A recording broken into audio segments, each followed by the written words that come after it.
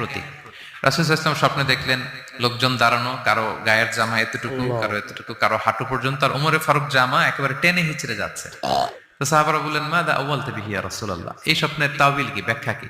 রাসূল সাল্লাল্লাহু আলাইহি ওয়াসাল্লাম বললেন, আউয়ালতু বিহি আদ-দীন আত-তাকওয়া, এটা দ্বারা আমি দিনদারি বুঝিয়েছি। মানে উমরে ফারুকের দিনদারি অনেক বেশি। স্বপ্নে কেউ ছোট জামা দেখলে তার দিনদারি কমতেছে, এটার একটা আলামত।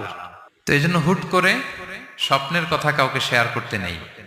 রাসূল সাল্লাল্লাহু আলাইহি ওয়াসাল্লাম ফজরের সালাতের পরে মসজিদে নববীতে সালাম ফিরিয়ে সাহাবাদের দিকে মুখ ফিরিয়ে বসতেন, তাসবিহ পড়তেন, এরপর জিজ্ঞেস করতেন, হাল রাআ আহাদুম মিনকুম আল বারিহাতা রুইয়া, গত রাতে কেউ কোনো স্বপ্ন টপ্ন দেখেছে নাকি?